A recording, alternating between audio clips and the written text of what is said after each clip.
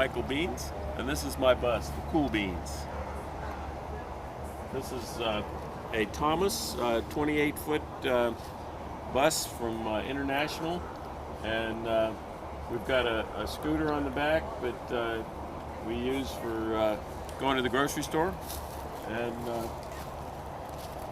over here we've got solar panel awnings that we put up at an angle so that when the sun comes up on one side of the bus, we get the morning sun, and then in the midday we've got 8 on the top, and then we've got another pair on the other side for the afternoon sun. And we have toolboxes that we put underneath, and we have extra fuel cans on the outside. And this is a handicap bus, so we have a wide opening here. And then up in the front of the bus, we have ornamental cow horns. And if you walk around this side,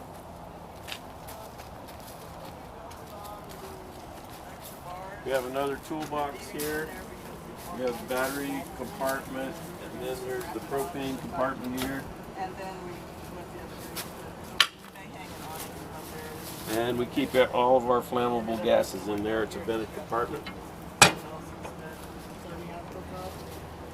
This is at the outdoor. That's 50 amps. Here's a 20 amp GFI that's powered by our solar panels for outdoor use. Yeah. And here, if we wanted to run our generator and or be at a campground, we'd plug into this 50 amp service here. And if you'd like to see the inside, let's walk around.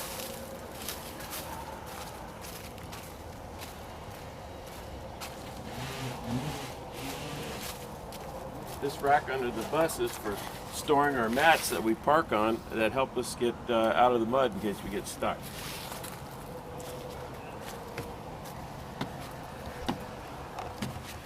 This is the passenger seat. It's a used passenger seat out of a Kia Soul car, and this is where my wife rides. And over here on the dashboard we have a quad camera system for changing lanes or backing up.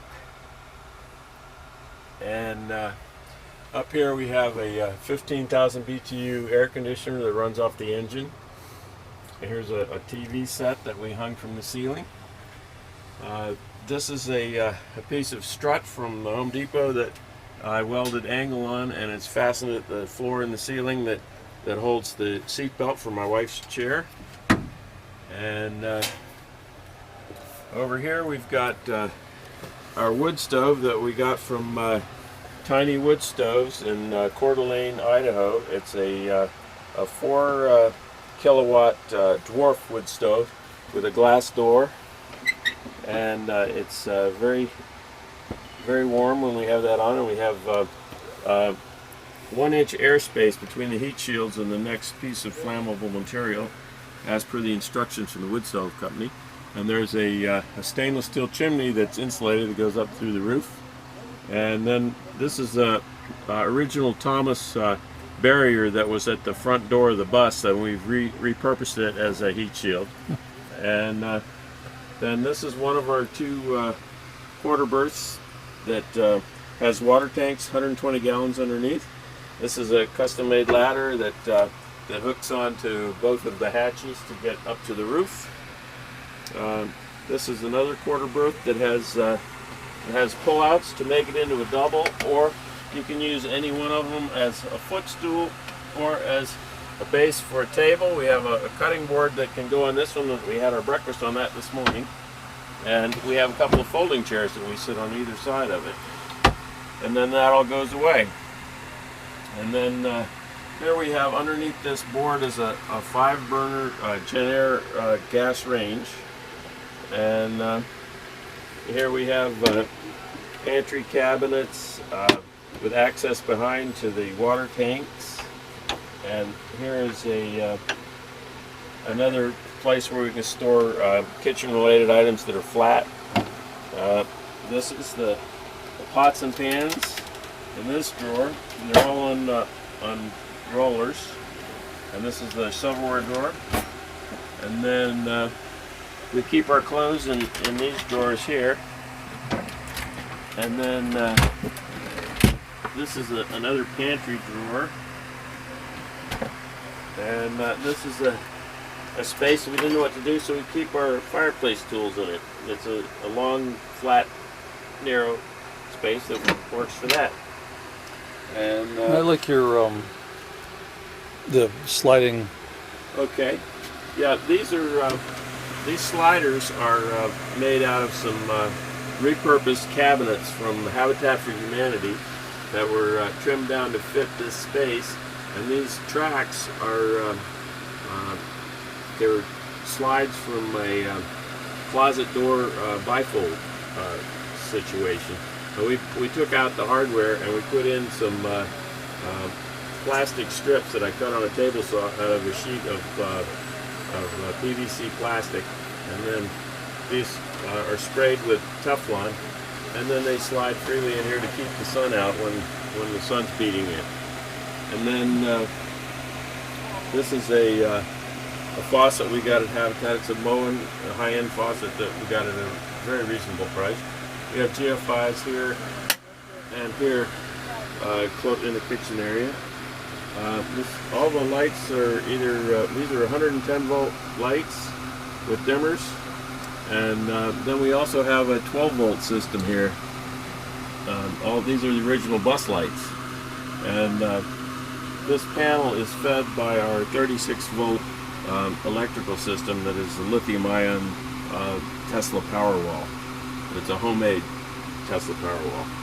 So then here we have an ordinary 10-gallon water heater where we remove the 110 volt element and put in a 12 volt element that has a built-in thermostat where you can dial the temperature you want. It's set at 120 degrees, and we turn that on in mid-morning, and by 2 in the afternoon we can take hot showers, and we still get a full charge on all our batteries that way. And then over here, this is a hanging locker, and at the bottom we have a laundry basket. And we used to have a washing machine here, but that we got at Habitat, but it turned out it didn't work, so we got rid of it and said we need a closet. So closet and a laundry basket makes sense. We can drive to the laundromat. This is a microwave and a convection oven that runs off of our 110. That's off of our solar panels, and it has a nice feature in here. There's a pizza pan in here that will make crisp pizzas. And this is a 7.5 cubic foot refrigerator freezer that's a standard apartment size fridge, runs on 110 volts, and it's been running 24/7 ever since we installed it off of our solar panels without an interruption. And that was one thing we wanted to make sure we had, was perpetual refrigeration. Now this unit next over here. Okay, this, I'll turn that on. That is the radiant heat and radiant cooling system. And it'll tell us the temperature in the bus, and it'll tell us the temperature that, so right now it's 85 degrees in the bus, and it's set to change it to 81. So that would be for the radiant cooling.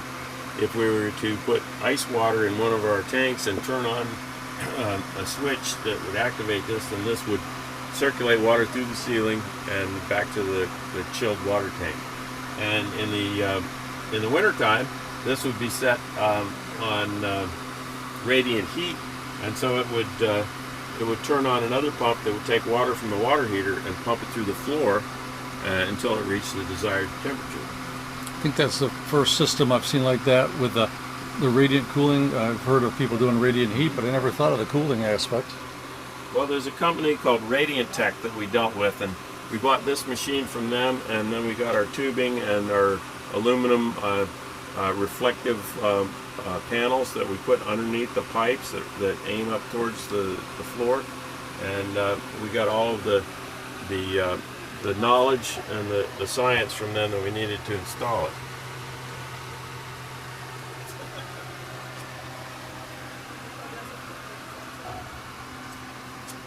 Okay, back here, this is the bathroom and the electrical zone.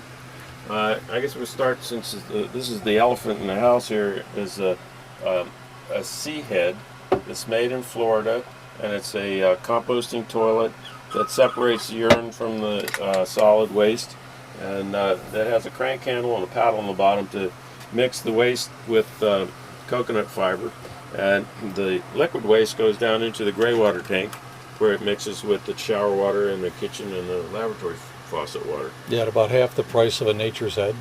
Yeah, Close. right. It's about 600 instead of 1,000. And then over here we have the solar charge controllers. There's a Midnight Solar 2,000 volt charge controller that handles the 8 panels that are on the roof. They are 180 each watts, and they come in at I've got them in 4 in series and 2 in parallel, so they make 20 volts each, and when you multiply that by 4 you get 80 volts coming into that machine, and it changes it down to 39 to charge our batteries. And this machine takes the awnings, which I've got them set up at 20 volts coming in, and this bumps the 20 volts up to 39 to also charge the same battery pack. And over here is the inverter. This is a 36 volt inverter that takes the battery power and changes it to 120 volts.